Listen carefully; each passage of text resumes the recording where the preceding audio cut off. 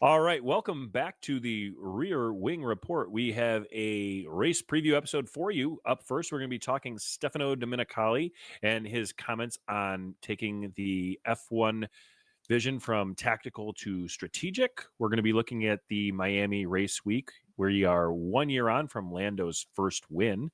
And we're going to look at the progress of those teams from the last year. Also, we're going to look at some hot gossip that might be impacting a lunch bet that we had.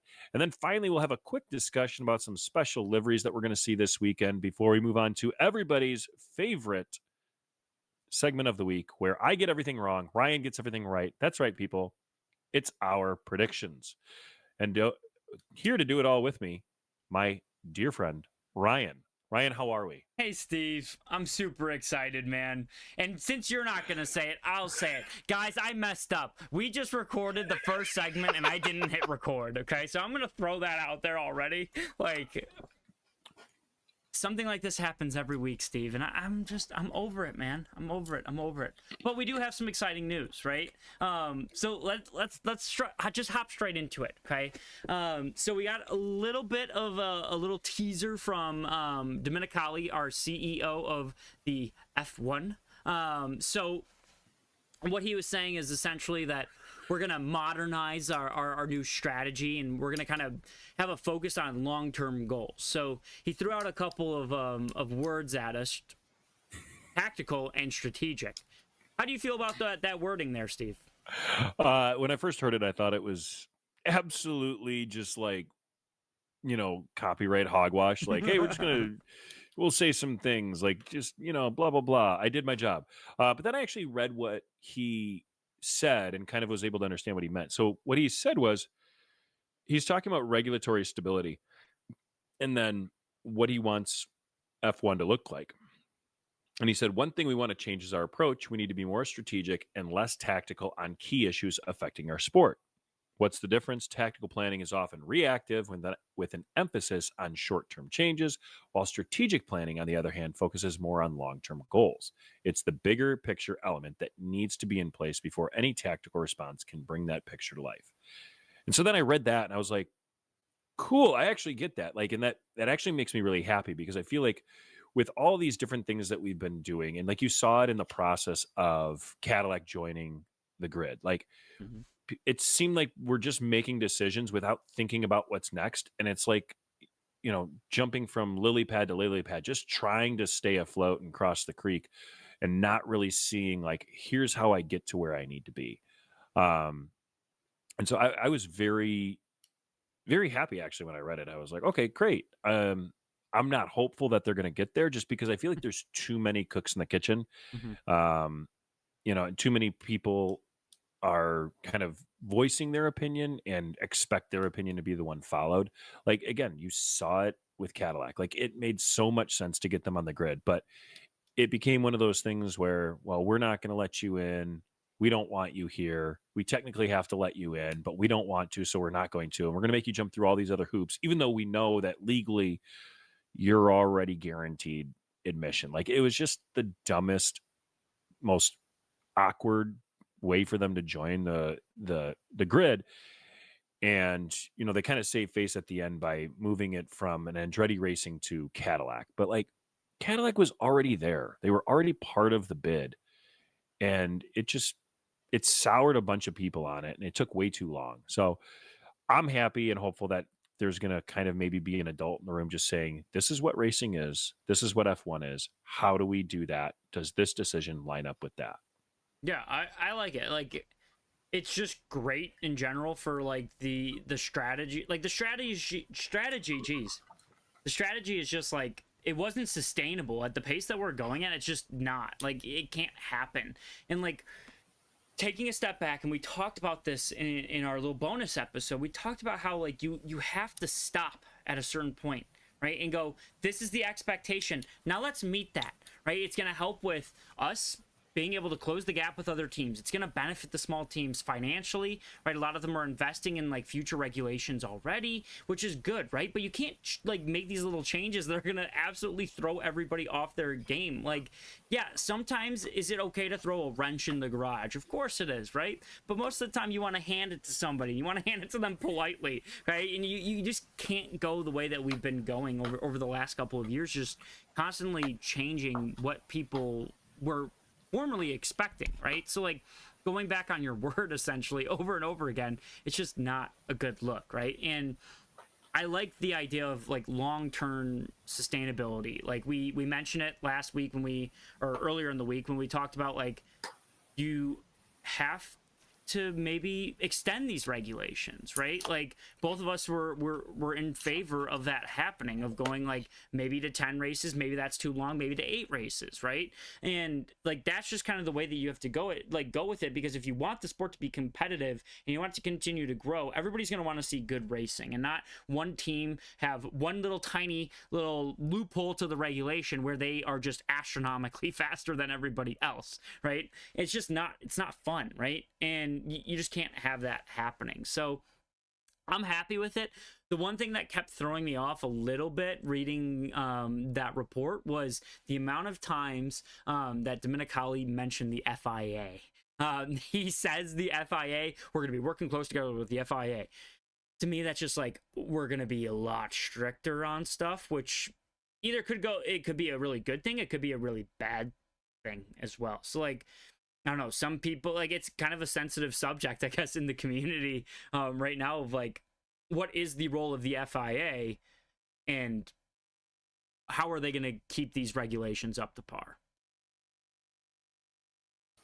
Yeah, 100%. I think you nailed it. And, like, that's my concern, right, is are we actually going to be allowed to do things? How do we deal with the FIA? For those who don't know, F1 is the racing series. It's owned by Liberty Media.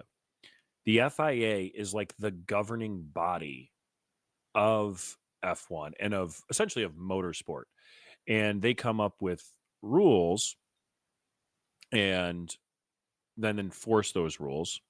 And they, it's like everything, the rulemaking is everything from like, the design of the cars, the track, safety, driver conduct. So like those people who are pushing like drivers can't swear and criticize the stewards, that's the FIA. It's not necessarily F1. Okay, that's Mohammed bin Sulayem, who is the head of the FIA. They enforce all these things. They oversee and like supervise the actual races themselves, and kind of go from there. And then like F1 is more like the business side of it, the commercial side. So they sell the rights, to television. They do promotion and marketing. They collaborate and generate revenue. And so, and then like they're the people who kind of reach out and do the contracts for races, etc. And so it's like you have like two people who both feel like their job is the most important, or two organizations who feel like their job is the most important in the room, but yet one is hamstrung by the other. Like F1 is hamstrung by the FIA. They can't do anything without them. Yeah. As it's set up right now.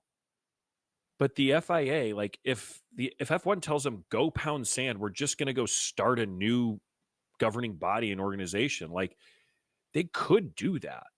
Like I think that the FIA has a whole lot more to lose in this fight than F1 does. So it'll be interesting to see how it plays out. But it kind of reminds me of like college football and the NCAA right now. Like they're just they're at this impasse where eventually somebody's going to have to decide, hey, you know what? I want a seat at the table. I'm not the most important governing body here, so I'm going to take a step back and I'm going to take a lesser role.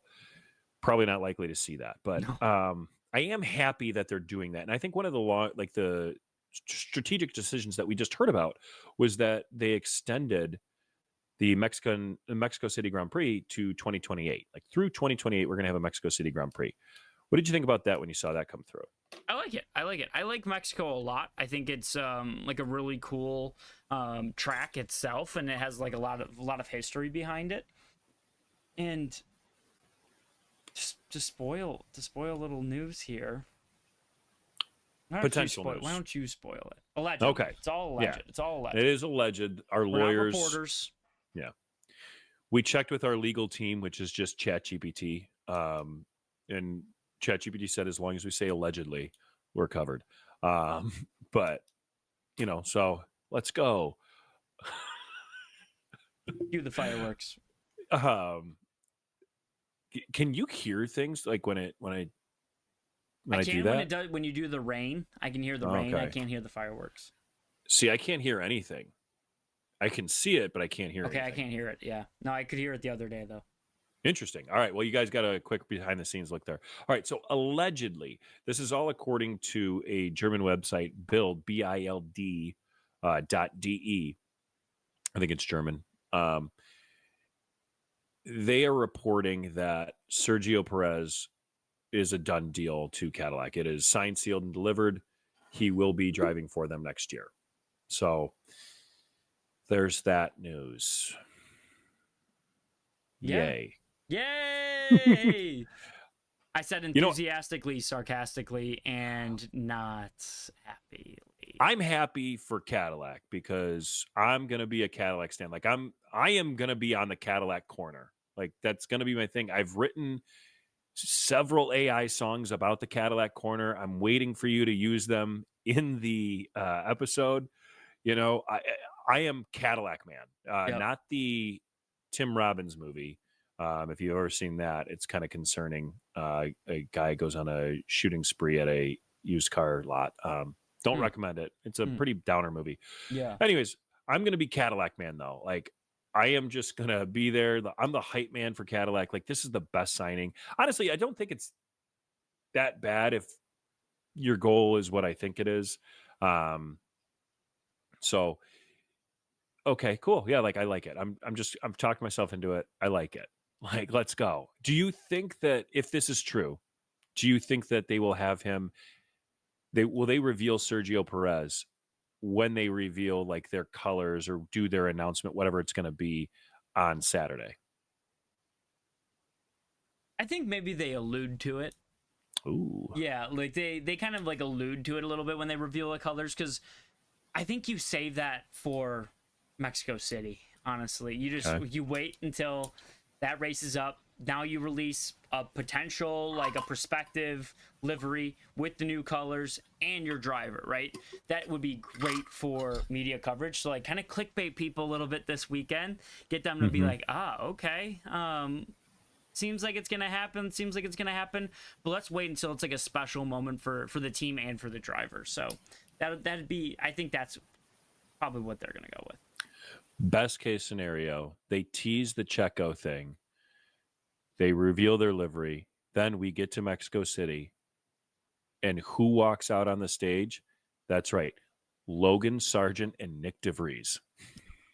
The dynamic duo. The two perfect drivers to lead your brand new team. Yeah, 100%. So real quick before we kind of jump out of this segment here, I wanted to ask you if you are able to be Stefano Domenicali's consigliere, as we know from The Godfather.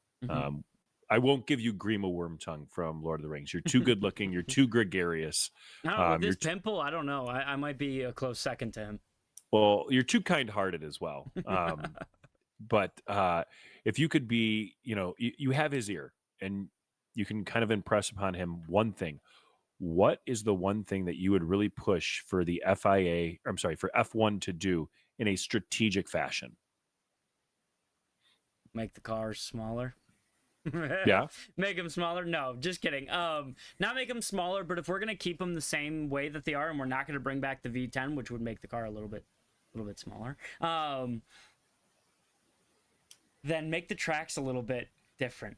I think that it's been proven over the past couple of weeks and even the past year, like couple of years, honestly, these races are getting exceedingly boring. It's been getting boring. Like people are not able to pass each other that frequently anymore. We haven't been seeing that many positions like people climbing up or anything like that. People are kind of staying the same.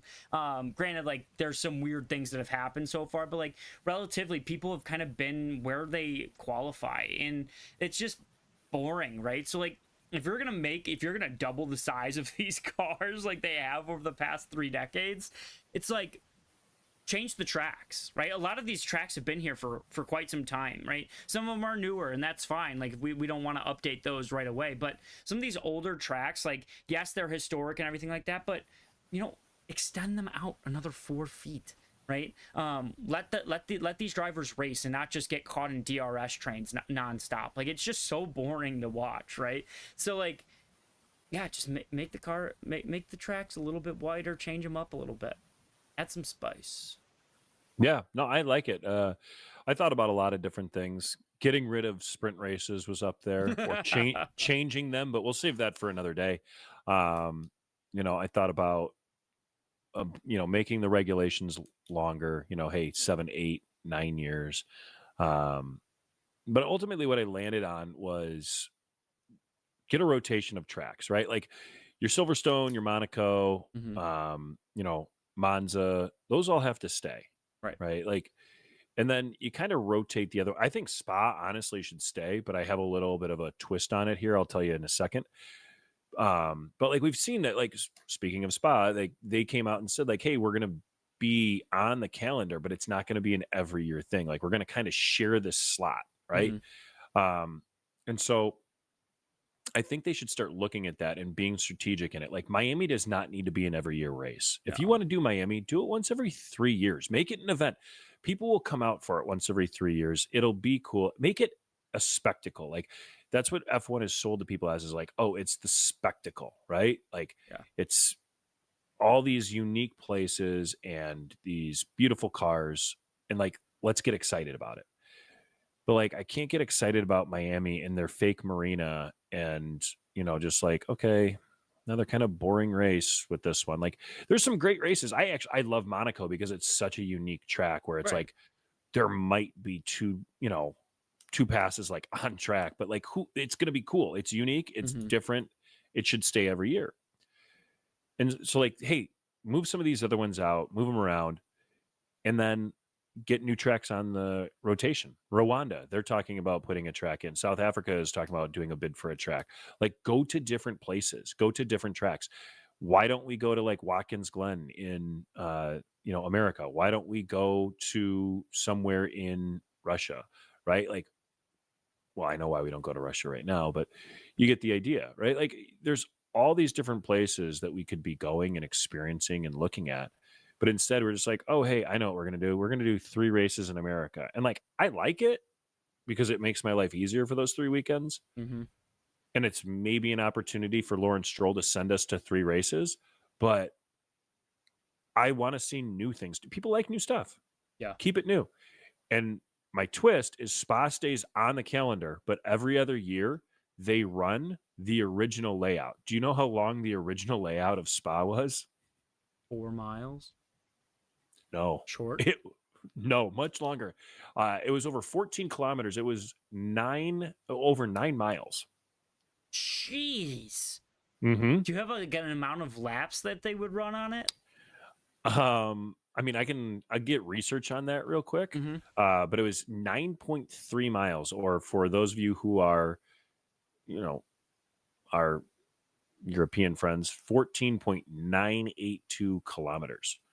That's insane, dude. That's actually crazy because like, what do you have, like 25 laps then or something like that? Like that's an extremely long track, right? Like, well, I don't know. You want a good fun thing? Go look at the layout of it. Like it was just kind of, it meanders through a forest. Then they're like, we should probably change this. And like the iterations that it goes through is pretty fun.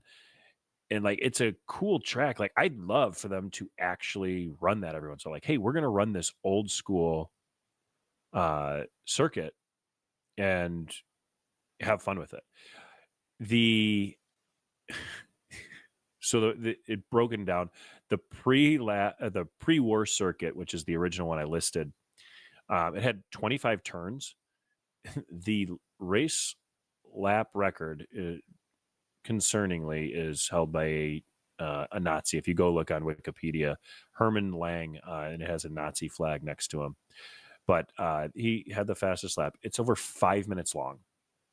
Like, so I get why they don't do it, but like, you could have such a cool event there where you're like, hey, you know what? Like, it's not gonna be maybe like the most like TV conducive, and I get why we do TV conducive, but like, blow it out, do something different. We're running this track. This is what it used to be like. We're selling a ton of general admission tickets to different zones, and you'll do a massive number. I'd set up a tree stand in the woods and be like, you know, it's better than a fake marina, like you said. Like, yeah. Oh wow, the cement is painted blue. That's cool. Yeah, racing the trees. Come on. Yeah, and they also had to cancel the race the first year because only one car showed up. But like, it's just perfect. I just think it'd be fun. Like, why are we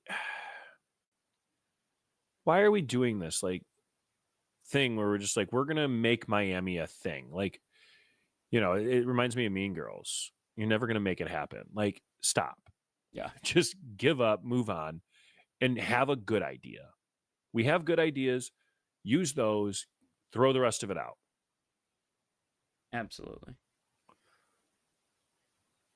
All right, Ryan, real quick, we're going to take a quick break for our sponsors. That's right, guys. We still don't have sponsors. Tell your mailman's grandmother this time, and maybe they can sponsor us. But we're going to take a quick break, and when we come back, we are going to be looking at Miami. We'll do a little trivia, and we'll also look at 1 year on from Lando's first win, where we're at. Grab your shades, folks. F1 is headed to the Magic City. Let's talk Lando. Let's talk team progress and a bit of gossip from the paddock. But let's also get some trivia in there as well. Steve, we got a race this weekend. It was a long week off. I'm happy to be back here, and I'm happy to be in this segment, my favorite segment. Not trivia. In all of podcasting? Being predictions. That's my favorite. So we got a lot to talk about, but we want to keep this fresh and clean for everybody here. We've seen some good things in Miami over the last couple of years, and most significantly, I cannot say that word today. I don't know why. We got Lando's first win in Miami last year. What do you think for his prospective race this weekend? Yeah, I knew you were going to ask me this question. Because if you didn't ask it, I was going to ask you, and then you were going to ask me my thoughts on it. I got to beat you to the punch. Yeah, no, I appreciate it. It was a great job. You're the Oscar Piastri to my Lance Stroll. But I think that he's coming back to the place where he won his first race. And so I think that he should have a lot of confidence.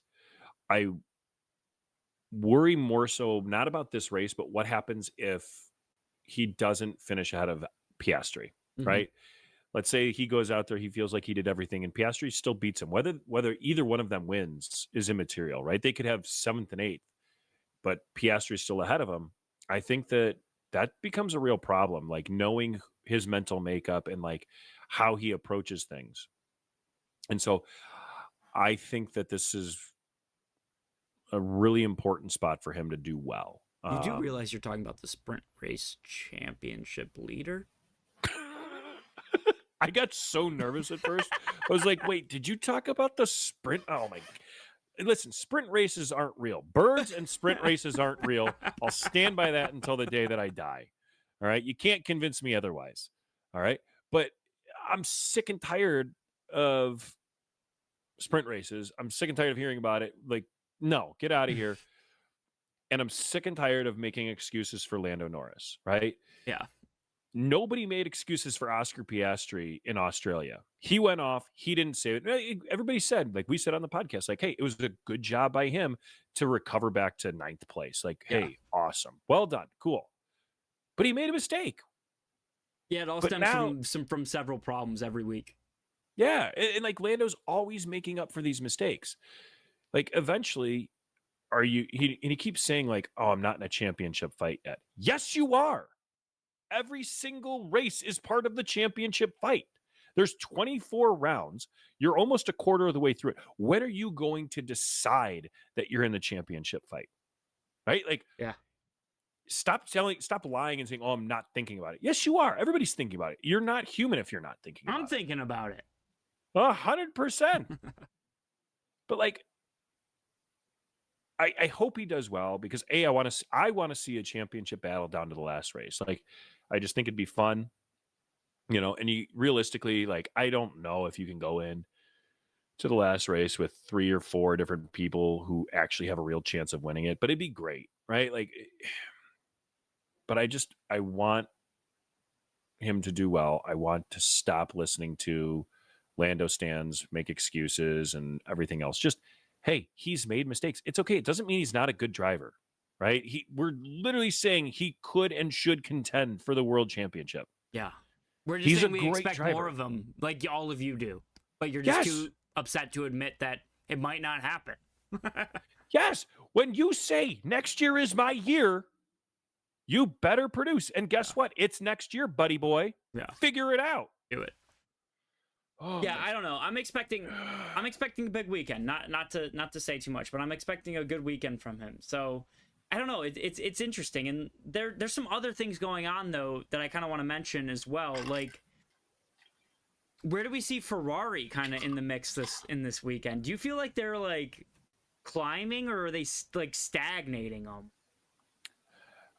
I feel like this is the make or break race for them. Like, if we don't kind of show some pace and a little bit of like a threat to McLaren, Mercedes, Max Verstappen, then hey, we might just kind of starting to think about transitioning to focusing on 2026. Like, I don't think, like, you look at their race timing and their splits, and they're like 0.3 of a second, 0.4 of a second off of McLaren. And like, it's got to be frustrating for Charles Leclerc. Like, you go into it and realistically you're sitting there going, okay, the McLarens, if they don't screw up, are 1 and 2 most likely. Verstappen's in there, right? So the top 3 realistically is kind of a problem for us, and we got to get lucky to get in there. And then George Russell is showing that he has what it takes to kind of consistently be a threat as well. So I'm looking at 5th place as like the best I can do. If something doesn't change, then why are we pursuing that avenue when we got this big regulation change coming up? So I feel like they've stagnated. And so I think that I think this is big for them. Yeah, no, I'm fully with you on that. I think, yeah, we're seeing a little bit of that stagnation right now. Like, it's this weekend, or it's gonna be 8 weekends from now, and 8 weekends from now it's too late, right? So you gotta get going, and you're gonna want some good results. And I think it's a good opportunity though for them, because they have one of the best qualifiers on their team, right? So like, Charles has a big weekend, Ferrari's gonna have a big weekend, right? Lewis maybe figures something out, it's gonna be a big weekend, but we need that to happen now, sooner rather than later, right? Or it's going to be, people are going to run off way ahead of us, and we're never going to be able to catch up again. Yes, if I was them, I would just pack it in. Like you said, if Charles has a big weekend, Ferrari has a big weekend. I disagree. Like, I don't need to do anything besides point at Max Verstappen and Red Bull. Yeah. Max Verstappen has big weekends. Red Bull doesn't have big weekends because they don't have a second driver who is competitive with the car. Ferrari doesn't have a second driver who's competitive with the car, and he's telling everybody this will not go well. Like, yeah, I'm being a little optimistic for sure, and that's totally fair, and that's what everybody loves about you, right? Like, I'm a kind soul. You are such a kind soul. You're a good dude. But yeah, I think they 5th place at best, and I just think, like, hey, what's the point? Are we racing for 5th? Right? We're Ferrari. Let's focus. Let's get this out there. We still believe in our drivers, so let's focus on next year and really set ourselves up for success, right? And that's actually kind of what I'm concerned Williams is going to do as well. Not because they're not having success, but because James Vowles has been so focused on 2026, right? And he keeps saying, everything. We don't care about this year that much. We're focused on 2026. 2026 is when we make our big jump. Like, ooh, you It's a have lot. a really good chance you could beat Aston Martin. Like, Aston Martin has shown no interest in this year. Mhm. You could beat Haas. You're 5 points ahead. Like, You should care about this year. yeah. But then at the same time, like, you get less wind tunnel time. Like, yeah, you get more money, Mm-hmm. but you get less wind tunnel time. So I don't know. Like, maybe do you kind of tank the rest of the season because you want the wind tunnel time for next year with the new regulations? Like, I don't know how valuable that is, but I don't know. Just a thought. Yeah, you have a pretty decent chance to do really well this year, right? So Yeah, I don't think you can pass that up because you've been just awful for so long. yeah. But so we look at it, right? And when we go into Miami last year, Max Verstappen and Red Bull dominating. Lando Norris has his big win, and it kind of changes the narrative of the season. And from that point on, right, it was kind of Red Bull, Ferrari a little bit, and then McLaren starts coming on from Miami, and then they kind of trade places with Ferrari back and forth a few times, and then they kind of take a stranglehold on, we are the ascending team, we are the challenger, and we're going to kind of be the leader of the pack, and they overtake Red Bull, and everybody's chasing them. What has changed in a year? Like we come out of Miami, McLaren's the team to beat. We go into Miami, McLaren's now the team to beat again. Have we changed that much? Like, do you feel that differently about any of those teams 1 year on? Not necessarily, honestly. McLaren, I feel a whole different type of way with, though, right? Like, yeah, they've obviously made the best progress over the span of the year. So we saw them, pull off a great, second half of the season last year, and we're seeing them with a really dominant one this year, right? So like they've made a lot of improvements. Everybody else has kind of fallen off, So that's like no team has really changed other than McLaren. I feel like Red Bull is kind of at the spot that they were at, like in terms of their car last year. Like, yeah, we saw Max dominate in a couple of races last year at the beginning, and then like once we got to like this point, it's like, okay, now there's some other contenders in there, right? Like, I'm gonna be honest, I watched the first like 4 weeks last year, and I was like, yeah, this is Verstappen and Red Bull all day long, right? And then Miami happens, and I'm like, oh, hold up, I spoke too soon, right? So I think they're the only ones that have really made a big difference. Yeah, I don't feel extremely different. I feel much like you. Very confident in McLaren now. Like last year, I was like, ooh, is that real? Is it not? And it was like more just hope. Like, ooh, we might actually have a team that can challenge them truly. And you always wanted McLaren to be good.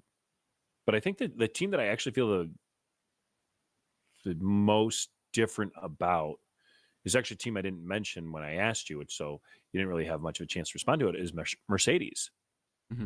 Like, my best bet last week was both Mercedes in the top 5 or top 6, and they missed it by 1. Yeah. And I think they've kind of shown throughout the first 5 races, like, hey, we're kind of good everywhere. Like, we don't have the best car, but we have a really good car. Yeah. No, I think they've come a long way in that, and I think in that front pack they are, I might say, the most improved. Yeah, no, that's a really good point too. Yeah, I didn't really think about Mercedes when you first asked me, but yeah, they've shown a lot of good improvements, and they've also shown good improvements in terms of their driver that they have as well. Kimi Antonelli's crushing it, right? He's been out of the top 6 once the entire his entire rookie start of the year so far. So it's been pretty crazy. There is a team that maybe has diverted from the path a little bit too much, being your favorite team in the world with your favorite driver in the world, who you're Logan a strong Sargent? fan of. No, Jack Doohan. Oh, Yeah, we're doing this thing right now. Okay. Hey. Jack Doohan. We have a little bit of news for that. We do have an ongoing lunch bet. The lunch bet is that by the time that we get to Italy, Jack Doohan will be out of his seat. So that is Steve's bet, is he's going to be out of his seat. I said he's going to score a point by that time. The clock is ticking because we got a little bit of a slip up. We had a sponsor slip up. So why don't you fill the people in on that? Yeah, there is Argentina has an energy company, YPF, and their CEO is a guy named Horacio Marin. I'm probably butchering that pronunciation, but he appeared in a interview in the run up to Miami. And the interview is asking a bunch of questions about Colapinto returning to F1, etc. And he kind of like dodges the questions, and he finally concludes the interview and he says, like, I don't know. But then after the channel, after they cut away to commercial, he has a hot mic on, and he can be heard telling the interviewer in Imola. So this is increasing the rumors and speculation that Franco Colapinto will be put into the seat in Imola, or Jack Doohan will be replaced in Imola. Now, he does not, and this is all courtesy of planetf1.com. Go check them out. Good place to get a lot of news and like updates, a lot of like clickbait stuff too. But he does not qualify as a rookie anymore. So he wouldn't necessarily be talking about Colapinto getting like an FP1 session, right? Like they can give him an FP1 session. There's nothing stopping them from giving him an FP1 session at any point in time. It's they can the conductor. It's funny. You started doing that early, and I was like, "Are you?" I can hear it coming way down the track. I was like, "Are you doing like a backstabbing motion?" Like, no, that's right. But yeah, so there's nothing stopping him from running an FP1 session. Like anybody can do it. You can give it to them. Yeah. But why would you do that if he's not going to be in the car? Why would you keep Jack Doohan in the car and then be like, "Oh, Franco, here's an FP1 session"? Like, it just doesn't add up. So, I'm hopeful. Maybe I'll finally win something. But yeah, I don't know. You have any thoughts on that? Does this worry you at all? I'm a little worried. Yeah. I'm a little worried. I think I'm going to be out $15. That's the average price of a lunch right now, I feel like. So yeah, I'm going to be short a little bit. I think we're heading in the trajectory where you're going to win that one. I'm hopeful maybe Jack Doohan just loves the shining stars of Miami and he pulls something off crazy this weekend. And maybe we both win this race. Like maybe we both win this bet. I get a point, you get, he's out by Imola. So it'll be interesting. But yeah, I don't know. We'll see what happens. Like we've been kind of waiting for a few weeks now for something to happen. Now we get a little bit of a slip up. But we'll see. We'll see in a little bit. That's for sure. Fair enough. Some real quick news. It's not hot gossip, but we do have some special liveries that have made their way to the track this week. We got Sauber, Ferrari, and the Racing Bulls who have F1 liveries. And then real quick shout out, Mercedes has one for Dorian Pin and her F1 Academy car, which actually looks pretty cool as well. But let's focus on the F1 cars right now. What did you think about these special liveries from Sauber, Ferrari, and the Racing Bulls? I'll tell you what I do love. I love the memes about Ferrari. They're the best. They're the best. Ferrari keeps doing these little special liveries, but they're not going all the way with it. They're going like 15% of the way. So like they have a Colgate car this weekend, which is just ridiculous. They're not doing anything. They did the same thing in Japan where it's just like, just go all the way. Like just do it. Sauber, trash. Like just let me design your car for you at this point. Like, geez. Like, it just looks stupid. The colors suck. I've been thinking about it for forever. Like lime green, I'm sorry, Kick, like do a special or something like that. Like change your color up a little bit so then maybe we get a cool livery once in a while. And then the Racing Bulls, perfecto. I love it, right? It looks like a Hubba Bubba almost. Like it's just like the perfect color. It looks nice. They had probably one of the best cars in Japan. Now they pull it off again. Probably gonna lose a little bit of time because that added weight, though, right? Yeah, apparently. Ugh. I can't even stand that stupidity. Like, oh yeah, like how much? Just paint everything. Everybody has to paint it. But did you see on the Racing Bulls car? It's my favorite little detail is they're racing like their wheel covers Yeah, it's a Red Bull can, right? Yeah, it's the Red Bull can top. I love that. That's cool. That's a nice little aesthetic touch. Yeah, it's fun. I hate the Ferrari one. I didn't think it looked like a Colgate car. To me, it looked like they like cut up 3 cars and just kind of put them together. They're like, oh, hey, Logan Sargent drove our car. We have these spare parts. They don't match, but we can make it work. And they just kind of shoved it together. And we're like, all right, yeah, should we paint it? No, we don't paint things. Like it's blue. It looks like Williams. It looks like, the regular Ferrari. And then like the front part or like the side pods are like just all like gunmetal black. And it almost looks like the old Mercedes. Like it's just very strange and nothing flows. It's ugly and disgusting. I hate it. But don't worry.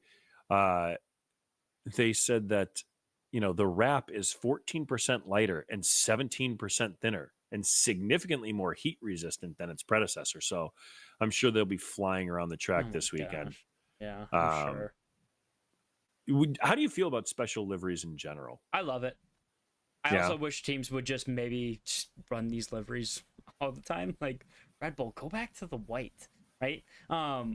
Mercedes, go back to silver, right? Let's see some character in these cars again. They're so dull and they're so boring. So I like it when they do it because it just adds like that nice little touch where it's like, okay, there's some excitement behind this. The cars look cool. We already know that they're fast, but they look good too. Yeah. Oh, excuse you. Oh, sorry. It's been a long day. Gosh, if you're falling asleep, then our listeners are falling asleep. I was told by a very close colleague of ours that they use our podcast to go to bed. Oh, no.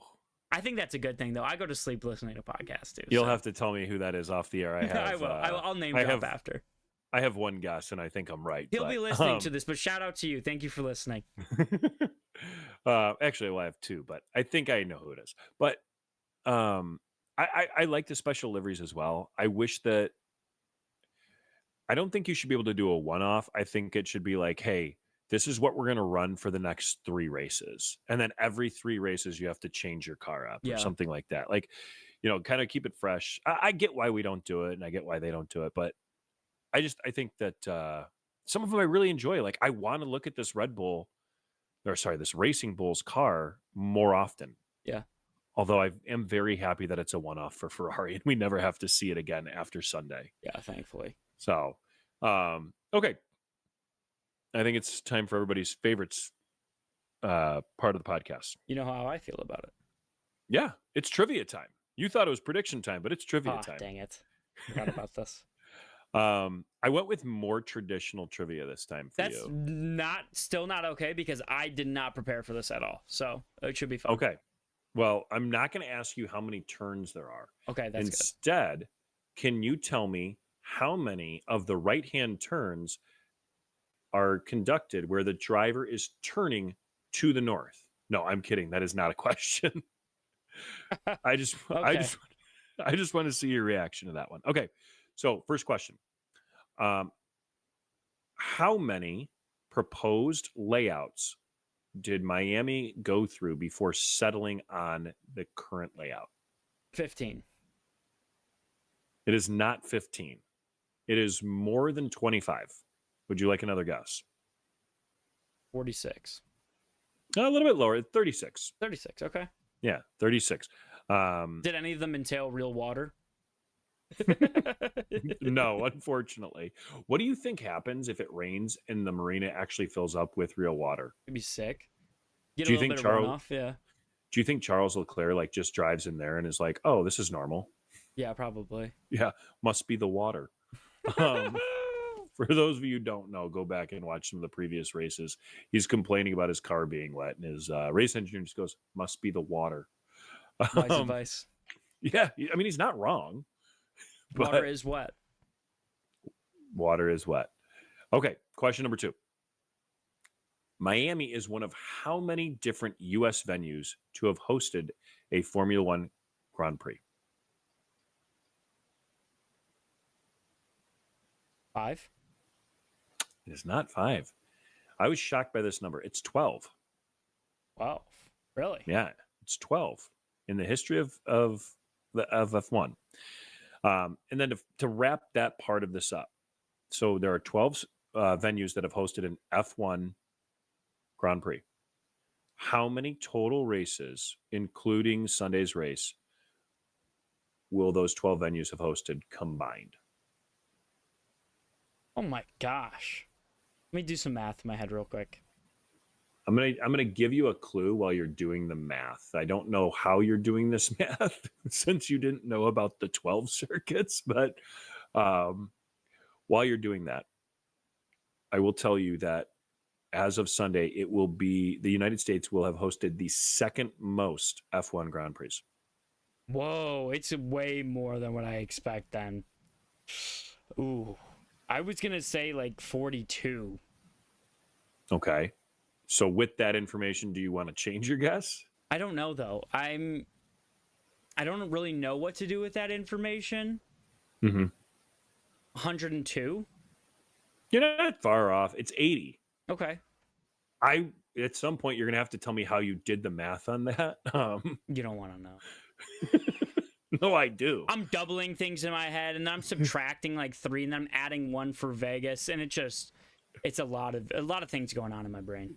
Well, Vegas also did exist before in the Caesars Palace parking lot. They held 2 there. That's true.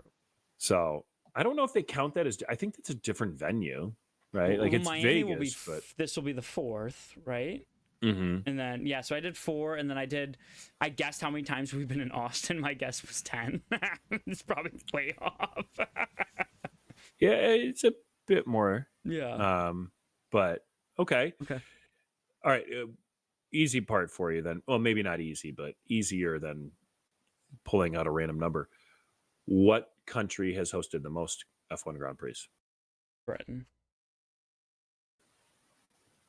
No. Mm-mm. France? Saudi Arabia? I don't know. It's Italy. Yeah, I guess if you count Monaco every single time, you get to the most. Yeah. Yeah, I mean, Yeah. And you got to remember you got Imola and then just, Monza as well. So, Mhm. Yeah. Yeah. So not a good turnout for me here, and that's okay. That's okay. I was bound to fail at some point. A couple more non-traditional ones a couple traditional ones for you. Can you name the pole winners in Miami? Verstappen.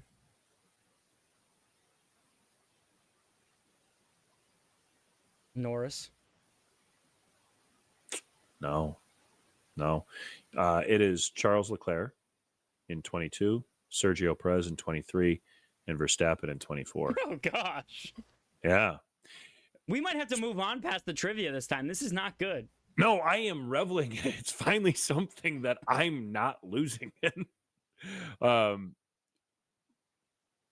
What position did Norris start the race in last year? P8. No, P5. Okay. Yeah. All right. And then finally, this is the last one we're going to do. Gosh. It's okay. You're doing a great job. Everybody's really proud of you. Thanks. Okay. All right.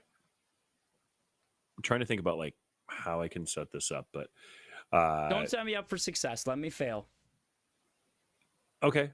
That's fine. I will do that. You want a fun fact before we go on? They actually simulated 36 different layouts. According to an article I found, I didn't include this in there. They had 75 different proposed layouts and then simulated 36 of them. But like some of them I was reading, it was like, it was like the degree of the angle of turn 5 like changed. So they didn't count it. Okay, last one. This is a quote. you're going to tell me part of this quote. First, who said it, and then what this thing means. It reminds me of being in a B&Q car park when I was 6 or 7 years old in a go-kart going in between cars. What driver on the grid said that? Max Verstappen. No, it's Lewis Hamilton. Okay. And then let's see how good you are for our British friends. All right. What is a B&Q? What is the American equivalent to a B&Q? Can you say the sentence again? Sure. Or can you use it in a sentence? It reminds me of being in a B&Q car park when I was 6 or 7 years old in a go-kart going in between the cars. A junkyard? That's not a bad guess. That was actually like kind of my guess. I mean, I saw it, but I'm like, as I was reading, like, what's a B&Q? It's a hardware store. What? Yeah, Stop doing things so backwards over there, guys. First, we gotta clip the kilometers thing. You're gonna have to clip this too, because what are we doing? What's a B&Q? And you're gonna call that a parts store? It's ridiculous. Just listen. I'm more okay with kilometers than I am with the whole Celsius as degrees thing. Yeah. Like, oh, hey, it's 27 degrees. Like, that's not a good system, guys. Use Fahrenheit because it'll actually give you a better understanding of the differences in temperature. But all right, we're not a science podcast by any stretch of the imagination. It's time for everybody's favorite part. My least favorite part. Not trivia. Favorite part. Not trivia. I am not going to be typing as we go. I'll have to write these down or listen to it later or just try and remember them. But Ryan, it's prediction time. Let's do it. All right. You are currently leading a lot to nothing. So you get to go first.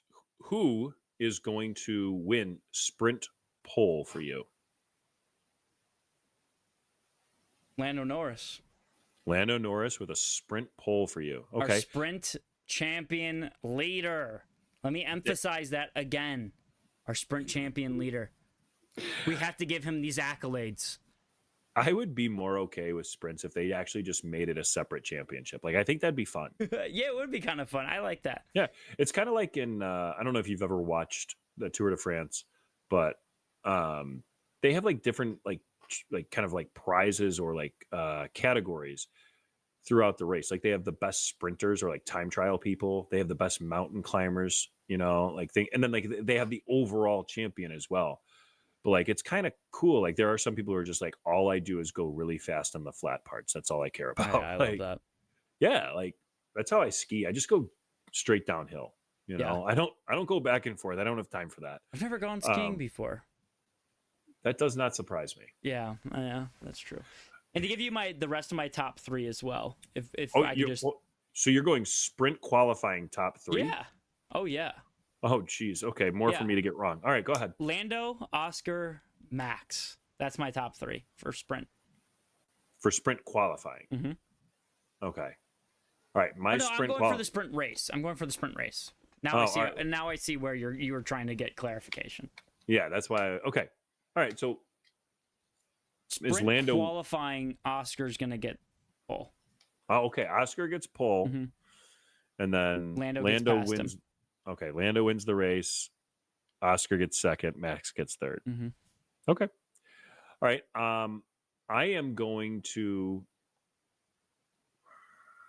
go with for sprint pole. I'm going to go with Max Verstappen. And for our top three, I'm going to go Max Verstappen, Lando Norris, George Russell. You're getting rid of Oscar. Yeah. He's got to focus on the main race. I almost did something. Well, I did something really controversial. I did not include our sprint. Wait, hold on. You're saying that he's Lando is the street car championship leader right now. Oh, you're right. How you're right. dare you slander Lewis Hamilton is our sprint championship leader right now. I'm so sorry, Lewis fans. Look at Now- me not being a credible person. Jeez. And I'm now the sorry. Lando fans are coming for you too. Come at me, please. I got rage baited earlier, and I almost came after all of you guys on Twitter earlier because, oh my gosh, Max Verstappen is allegedly going to be a father very soon. We don't know if that has happened or not. And the Lando fans on Twitter are like, oh, if his kid isn't born and he's showing up to the race this weekend, I have zero respect for him now. And I'm just like, get over yourselves, people. Get over yourselves. It's his life, not ours. Chill out. They're just so critical. All right, real question, real quick. Mhm. Out of prediction time. You are going to be a father in this scenario. We're not breaking news here. You're going to be a father. Your child is due, but we're supposed to podcast. What do you do?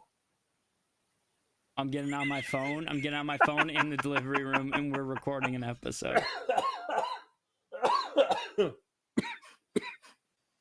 I would pay good money for that episode. Oh gosh. Okay. All right. Let's jump back into it. So we've got our pole prediction for the sprint. We've got our sprint 1, 2, 3. Let's go Grand Prix. Who gets pole? Oscar. Oscar gets the pole. Yeah. Okay. All right. I'm gonna agree with you. Not because I'm copying you, but I'm gonna go with Oscar. Who rounds out your top 3 for regular qualifying? Oscar, Verstappen, Lando.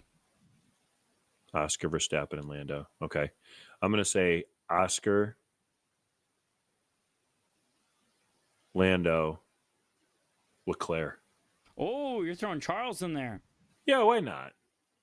Why not? I'm gonna be positive. I have to have Verstappen just because of Red Bull's 1 lap pace. Like it just, I have to throw that in there. And That's fair. If this could be Verstappen's like Michael Jordan flu game. He's having a kid, you know. He's gonna go out there. He's gonna do something legendary. Keeps it secret that his kid's actually already born. Boom, wins the race. Gets our end. But that's actually not my bet. I don't have him winning the race. But that's dream scenario. That's his Michael Jordan story. Interesting. Okay. I did not see that coming. Weird little tidbit. Yeah, I don't know. Yeah, no, I love it. Okay. Okay, how about you? The reason why I had Leclerc third is A, switch it up, and B, I think that the Red Bull will struggle a little bit. I know it's not like the slowest track in the world, but it is a little bit. It has a couple more slow corners, so I think the Red Bull will struggle there, Mhm. right? And I think he'll struggle to kind of extract all of the pace that's necessary to keep up with the McLarens. And I just, every time you kind of predict status quo, something changes. So True. I'm sure it'll be status quo at this point in time. But Yeah. Okay, who do you have winning the race? I have Oscar winning the race. Sticking Okay, with it. Oscar. Okay. And then what's your top 3 then total? Oscar, Lando, Max. Just switching 2 and 3. Oscar, Lando, Max. Okay. So I said I'm not being very creative this time. That's fair. I'm going to go. Part of me wants to predict McLaren's to crash out first time they actually battle on track. But I'm going to go with Lando, Oscar, and George Russell. Okay, I like it. Yeah. All We'll right. see how this plays out. Yeah, this is might gonna be be one of those bets for you, buddy. I don't know. This is going to be a mess. I hope the best for you. Oh, it's going to be terrible. Okay. Who gets your last point? My last point is going to be Yuki Tsunoda. He is not going to fail me 2 weeks in a row, right? We had an unfortunate incident last time that we saw them race when he crashed out with Gasly. I think Tsunoda gets a P10. And if I wanted to be safe, I'm going with Ollie Behrman, but I'm going Yuki Tsunoda. Okay. I like it. I'm going to go with Pierre Gasly. Okay, I like it. Yeah. No, just kind of gut feeling. I think that, I'm on a hot streak. I almost rode Isaac Hajar again, but switch it up. Yeah. So But speaking of switching it up, do you need to ask me who my last place bet is? No, because it's going to be the same one that I'm doing. I'm pissed that you didn't change it. It doesn't miss. Well, it does, because so we took the poll, and I actually I pulled a couple of F1 fans at work as well, and it was kind of split, but the overall results were that the last place person is the person who is listed at the bottom of the leaderboard. It's So not the last DNFs person. count. DNFs count. Stupid, but okay. I'll get over myself. I'll get over myself, but it's fine. Okay. So who is your last place bet then? I do need to ask you. Gabriel 'Cause maybe- Bortoleto. Interesting. So even with the knowledge that I'm about to drop on you, that it is a 50% chance of a safety car or a virtual safety car and somebody crashing out. No, he crashes this time. No, you're calling it. Okay, he's crashing this time. All right. I know who you're gonna say. Who am I going to say? You're gonna 'Cause say I'm not Lance. gonna You're say. gonna say Lance Stroll. He was on my mind. Yeah.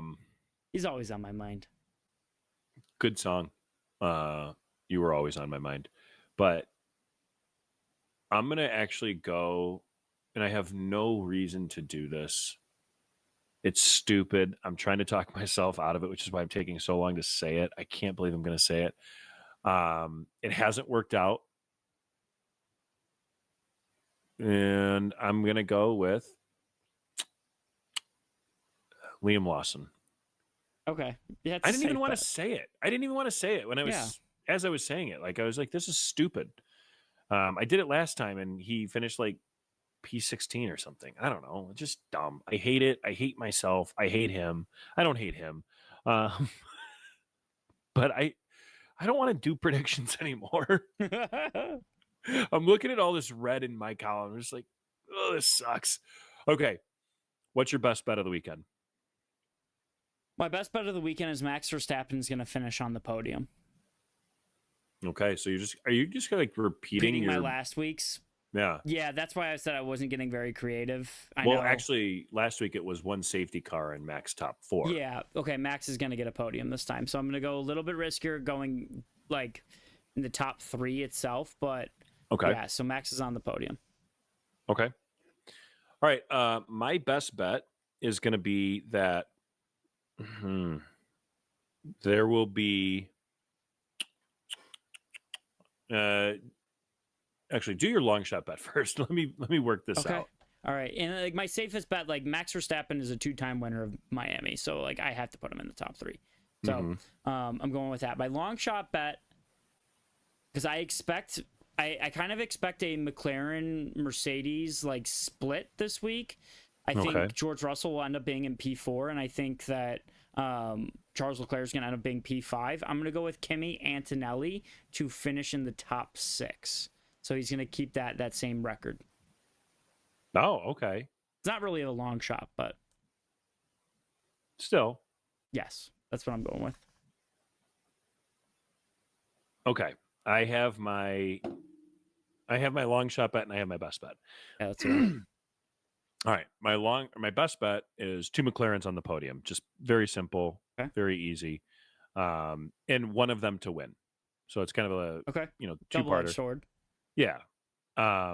My long shot bet is that there will be 1, 2, 3, 4, 5, 6, 7 different constructors in the top 10. Okay. Yeah. I was going to go 8, but you know what? No, I'm going to go 8. That's a long shot. That's a long shot bet. That's a long shot right there. I'm going to go 8. You know what? Why not? Go big or go home. 8 constructors in the top 10. Yeah. The only ones that won't be in there. Kick Sauber. And like, as I was writing these down, I was like, either Racing Bulls or Aston Martin. Our friend Lawrence Stroll and Aston Martin. But I think that it's more likely than not that. See, like, actually, that's a toss-up to me. Like, I don't know.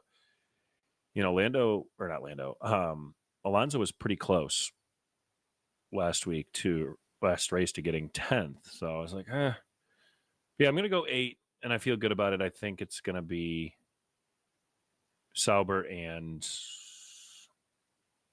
Aston Martin aren't in the top 10. Not that that's not part of my prediction. No, yeah, but you're just throwing that out there. Yeah. I like that. Yeah. Okay. I enjoy that a lot. Thanks. I appreciate that. I really appreciated yours as well. Yeah. A lot of fun. I do want to spring one last thing on you. I know that we're on the clock here. Yeah. We got to get out of here. But I thought about this and I just wanted to ask you. So your dad asked you the other day, men from what generation for the 100 men versus the gorilla? So what I want to ask you is, if you could clone any driver to make 100 of them, which driver do you think has the best chance? Or actually, which driver would you need the least amount of clones of themselves to beat the gorilla, and which one would you need the most to beat the gorilla? You need the most Yukis. Oh, really? Yeah, he's just smaller in stature, I don't know how you would compare up against a gorilla, So I'm just going based on physical traits.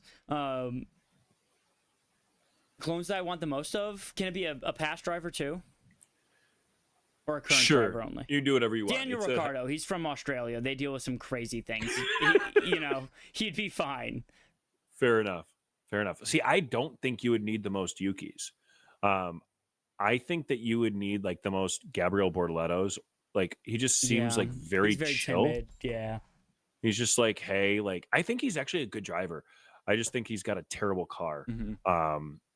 And I'm excited. Hopefully he can stay on the grid, and we can see a little bit more maybe next year. But I think Yuki, like, because he's small, I think he's going to be able to kind of like slip in there, like Manny Pacquiao. Yeah, like I don't think I'd need the most of him. I think he's closer to the I need more of them end, but I don't think I need the most of him. My guy that I'm going to go with, I was just thinking about. I love your pick of Daniel Ricciardo. Great pick. It's like picking a Florida guy. Yeah. I don't know if that's insulting to Australian people or to Florida people, but I don't know. Florida man takes on 100 alligators. Doesn't sound like a crazy headline. No. Australian man takes on 100 kangaroos. Doesn't sound that crazy of a headline either. So that's fair. The person I was going to pick was Fernando Alonso. I know he's older, but his neck is massive, so I feel like he'd hold up well to the abuses of a gorilla slap. So I love that. But Ryan, it's been a blast. You heard it here first, folks. The F1 versus gorillas breakdown. That's why you listen to us, for all the hard-hitting analysis. Where can people follow all of our analysis, Ryan? You guys can find us pretty much on any social media platform with Rear Wing Report. That's our @. But yeah, like, you just keep interacting on Instagram. We've been getting some good numbers as of recently, so keep voting, keep listening, and then stay tuned for our recap episode that'll be coming up at the end of the weekend, so expect that. And then also we got some fun things in the future as well. We got a future co-host coming on, and at the end of the month we got some fun things planned in the month of May, where the boys will be going to Indy. We'll be going to the Indy 500, so we'll have a little bit of a special episode for that, so stay tuned for that as well. But yeah, Steve, it's been a pleasure. I can't wait to see how these bets roll out. I'll be anxiously watching my phone in our spreadsheet to see how I'm doing during the race. And hey, don't forget, we gotta update the driver and engine standings from our Cadillac fantasy bet too. Absolutely, yes. So, we have to do that too. All right. Well, Ryan, it's been wonderful, and I will see you tomorrow at work. Sounds good, buddy. I'll see you then. All right.